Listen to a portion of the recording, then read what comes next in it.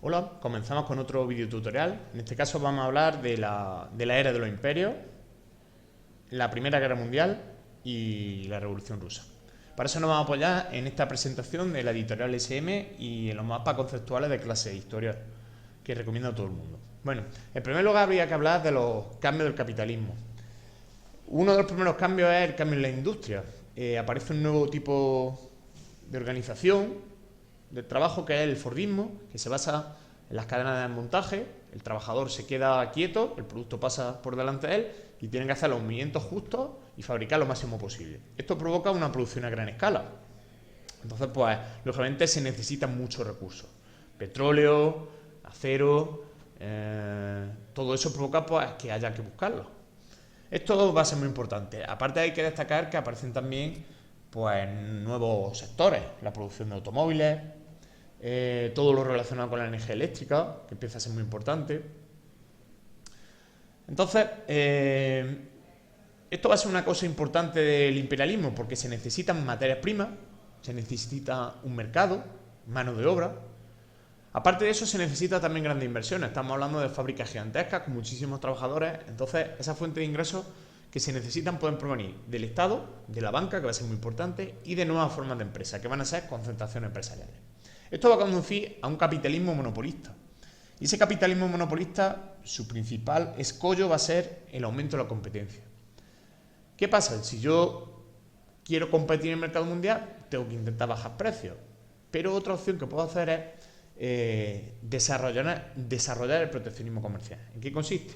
Pues muy sencillo. Yo le pongo impuestos muy altos a los productos extranjeros, de tal manera que siempre se vendan, por lo menos en mis territorios, los productos nacionales. Esto va a provocar que si todos los países toman esa política de proteccionismo, se necesitan encontrar nuevos mercados. ¿Y cómo encuentran nuevos mercados? Pues gracias al imperialismo. ¿El imperialismo qué hace? Conquistar nuevos territorios donde puedes vender todos tus productos. El imperialismo, que es una doctrina política cuya resolución práctica es el colonialismo y que es característica de finales del siglo XIX en el mundo. Existen dos partes diferenciadas, la metrópoli y la colonia. La metrópoli es la que manda, la colonia obedece. No hay más.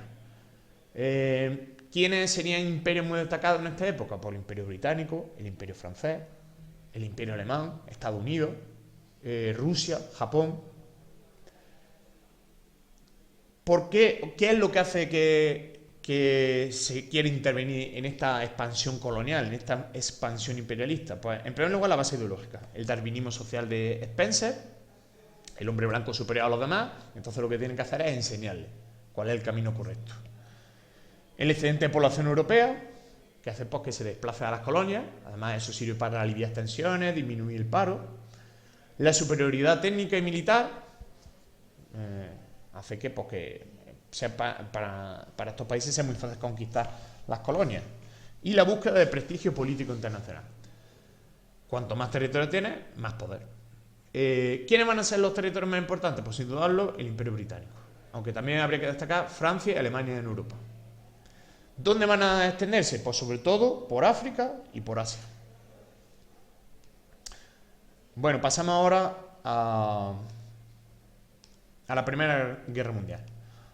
La Primera Guerra Mundial tiene varias causas. La primera es la económica, una de ellas es la Segunda Revolución Industrial, necesidad de materias primas, mercado, mano de obra y la competencia entre países pues, que quieren producir más y quieren vender. Alemania, Estados Unidos, Japón. Eso hace que algunos países desconfíen, por ejemplo Gran Bretaña. Aparte de la disputa imperialista, lógicamente si tú conquistas territorio llegará un momento en que chocas con otra potencia imperialista. El nacionalismo, muchos territorios que se encuentran bajo el poder de otros quieren separarse. Aquí estarían por ejemplo los Balcanes, que están divididos que pertenecen en gran medida al Imperio Austrohúngaro. El contencioso de Alsacia y Lorena, que antiguamente pertenecía a Francia pero que le había arrebatado a Alemania, y otros territorios como Polonia. Otras cosas serían las alianzas militares. Derivado de la política de Bismarck y de Guillermo II, se establece una serie de alianzas militares en las que aparecen dos alianzas fundamentales. Una es la Triple Alianza, formada por Alemania, Austria e Italia, a la que luego se le van a unir más países, y la Triple Entente. Francia, Reino Unido y Rusia. ¿Qué provocó esto? Pues entre otras cosas, pues enemistades entre Francia y Alemania, entre Rusia y Austria y entre Serbia y Austria. Cada una de ellas pues, va a tener una serie de razones. A su vez, esta alianza militar va a provocar una carrera de armamento, un intento de mejorar cada vez más el armamento, preparándose para una gran guerra. ¿Cuál fue el detonante de la Gran Guerra? Pues el asesinato del archiduque Francisco Fernando, que era el heredero del Imperio Austrohúngaro. Dentro de esta guerra habría que destacar dos aspectos. Vamos a destacar dos aspectos de las consecuencias que serían, uno serían los tratados de paz y luego las consecuencias en sí más genéricas.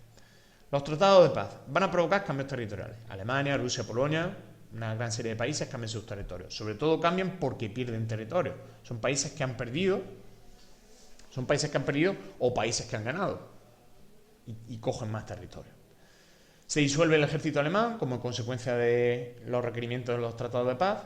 A Alemania se le condena a pagar todos los gastos de la guerra. Como resultado va a haber una crisis económica bestial en Alemania, que va a ser muy importante a su vez en el surgimiento de la ideología totalitaria, y surge la Sociedad de Naciones, que es el germen de la ONU. ¿Qué consecuencias demográficas va a tener? Pues, lógicamente, la pérdida de población. Consecuencia económica muy importante va a ser la destrucción de Europa.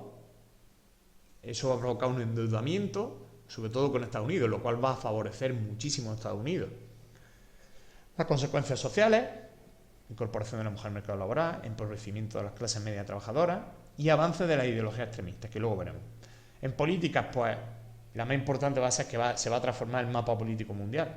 Desaparecen muchos imperios, otros se hacen aún más grandes, gracias a la derrota de Alemania y el Imperio Austrohúngaro. Y las consecuencias ideológicas. Ya Europa no es el centro del mundo y además surgen deseos nacionalistas, revanchistas y radicales, los que van a provocar el surgimiento de la ideología fascista y nazista. Por último, vamos a hablar de la Revolución Rusa. La Revolución Rusa tiene antecedentes en la Rusia de los zares. El zarismo es un sistema político autoritario en el que el zar, el emperador, pues, gobierna sin consultar a nadie. Rusia era un país atrasado en muchos aspectos, sobre todo económicamente. Dependía mucho de la agricultura, no había casi industria, casi no había comercio. Entonces, eso es un problema. Se intentaron hacer una serie de transformaciones entre 1861 y 1914, abolición de la servidumbre. Rusia era un país que tenía un régimen económico en el campo muy parecido al feudalismo, donde el campesino estaba muy ligado al señor. Se intenta industrializar y se intentan poner en marcha algunas reformas, pero que no sirven.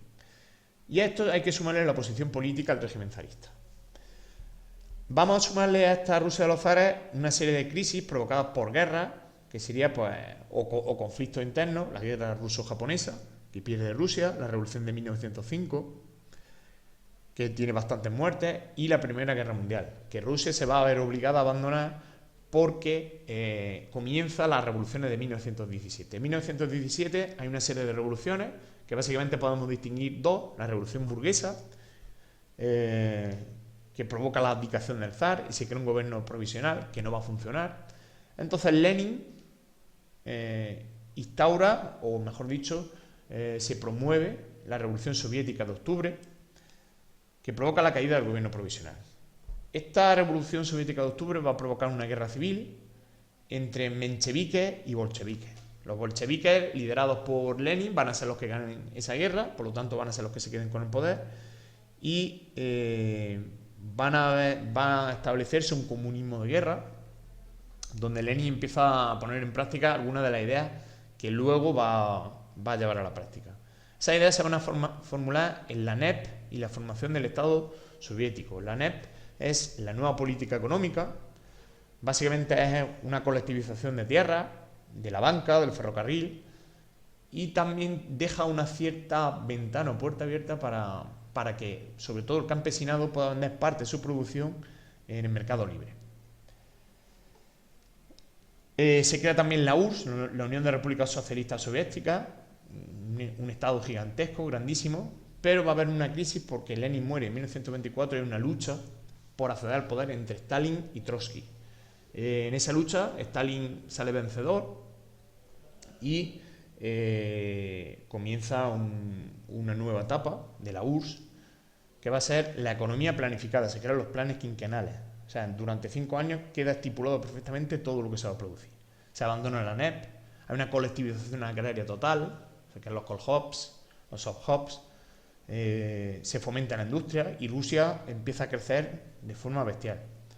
Aparte, Stalin instaura una dictadura, como nunca se ha conocido, en la que destaca el culto a la personalidad suya, el centralismo burocrático enorme, y que aquellas personas que no estaban de acuerdo con él pues sufren las purgas.